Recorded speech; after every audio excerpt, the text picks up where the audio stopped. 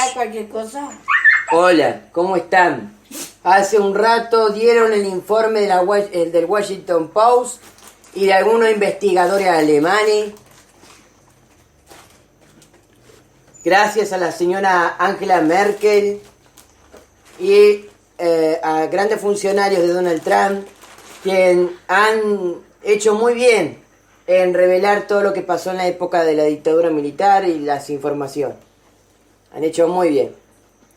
En primer lugar, yo salgo a defender a la CIA, pero quiero decirle a la CIA que hay dos posiciones muy encontradas aquí, que es por el tema del cáncer. Más allá de el tema de Malvinas y otros temas que tienen solución por vía diplomática. Quiero decir claramente que los trabajadores de la CIA son gente buena.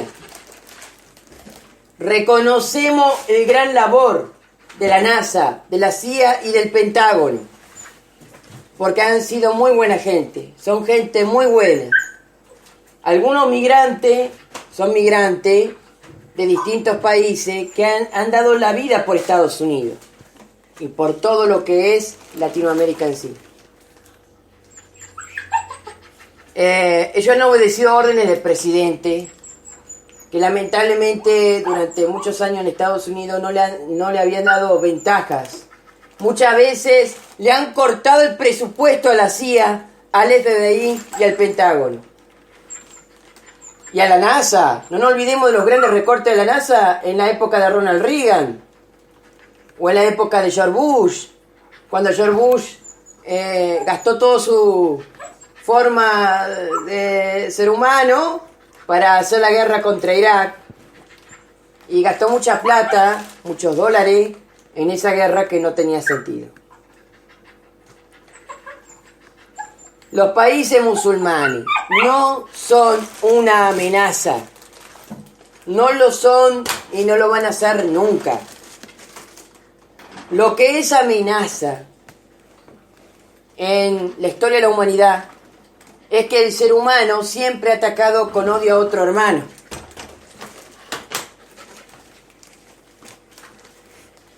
Esta guerra santa que se ha librado, como los cruzados, es por el miedo del cristianismo a desfallecer y a que otras comunidades logren ser mucho más que el cristianismo y le roben gente. Cosa que rechazamos porque el cristianismo siempre va a ser cristianismo y es un miedo ilógico de los propios cristianos, que todos sabemos la verdad. Desde 1979 que sabemos la verdad. Ahora, soy un hombre que sabe reconocer la verdad, pero los evangélicos hasta el día de hoy, y Donald Trump es evangélico, y Bolsonaro es evangélico, pero Bolsonaro no reconoce la verdad.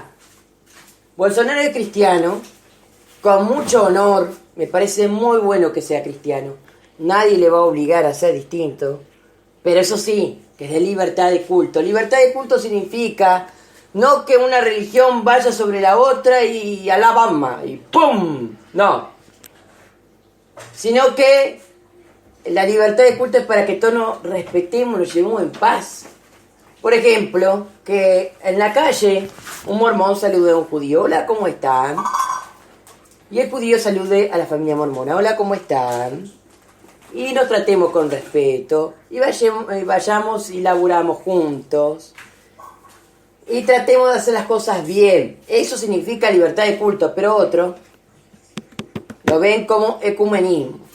Cuando una religión quiere influir sobre la otra y una unión para crear imperialismo. Cuando yo digo libertad de culto, hablo de respeto. Si yo hubiera sido católico en esta época de la vida, hubiera hecho lo mismo, exactamente lo mismo que estoy haciendo ahora. Nunca he cambiado de parecer porque esa es mi razonabilidad y no la voy a cambiar porque otros monos andantes lo digan. Lo que pasa es que acá hay odio de la Iglesia Católica para todo el mundo.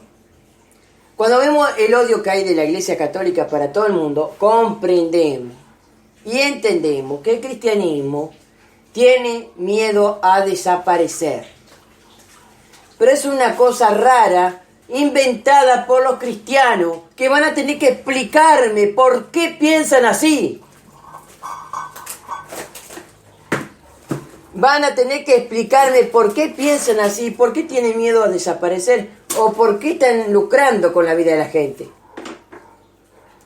Tienen que explicarme la verdad. La verdad. Porque son cultura.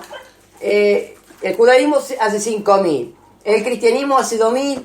Y el musulmanismo, bueno, hace poquito que se creó. Unos... más o menos, a ver, lo de Mahoma y Moisés, y una ventaja de 3.000 años más o menos por ahí. Le lleva el judaísmo al Islam, pero si me baso en que Yetro era musulmán, y bueno, la hija de Yetro era musulmana, el Islam lleva más de 5.600 años, mucho más que el judaísmo todavía, adorando a Dios. Bueno, si me baso en eso,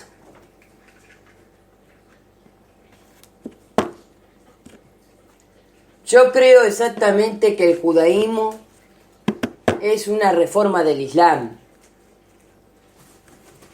Porque si Yetro ya adoraba a Dios y era musulmán,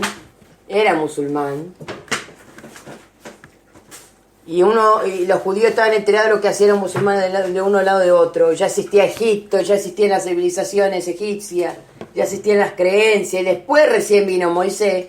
Entonces estamos hablando que es una reforma islámica el judaísmo, y que la primera religión es el musulmanismo.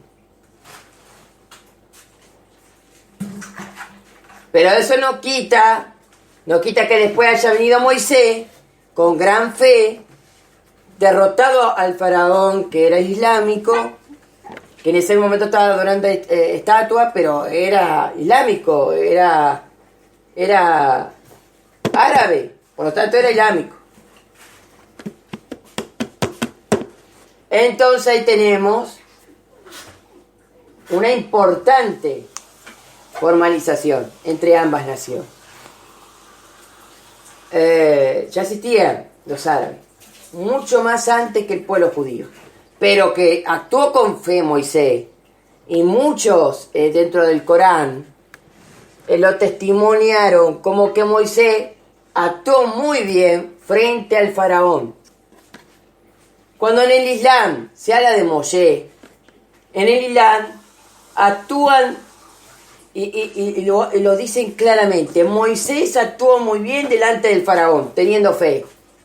El Islam reconoce que Moshe Rabbeinu, hizo las cosas bien cuando sacó al pueblo judío de un lugar islámico como es Egipto.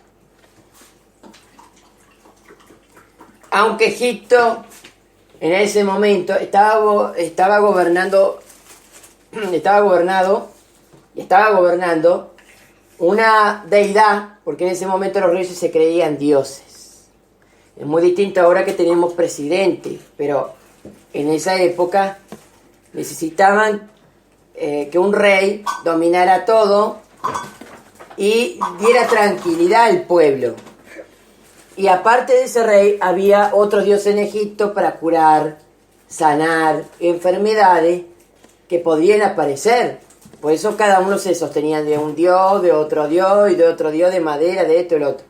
Pero Dios verdadero le enseñó al mundo a confiar en Él y a creer en esas cosas poco. Eso fue lo que pasó, y empezó todo así. El Islam fue primero. El Islam fue primero, el judaísmo fue segundo. Y el cristianismo fue tercero. Pero ¿por qué el cristianismo abarca todo y el islam y el judaísmo, que son religiones antes que el cristianismo, no?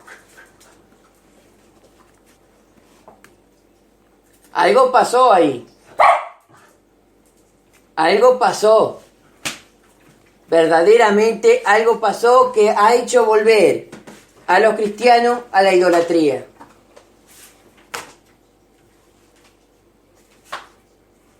Eso creo que yo que ha pasado.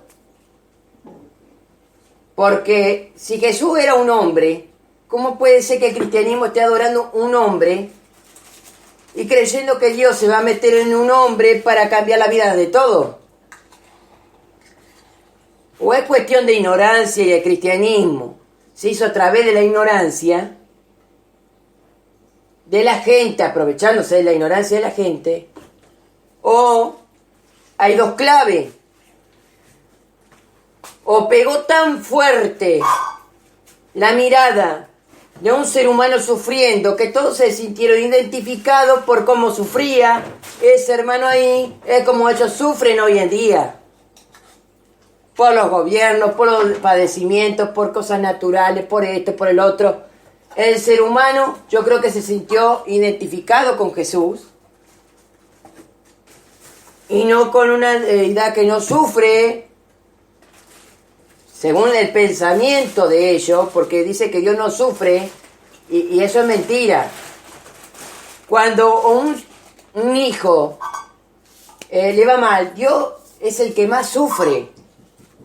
Pero la gente cristiana dice, el Dios Espíritu que propone Moisés no sufre por nosotros, no hace nada por nosotros, pero Jesucristo padeció, le metieron clavos, le pasaron con una aplanadora, vino un gordo desde Tokio y se echó encima de él, y sufrió, y sufrió, y sufrió, y se parece a ellos, claro.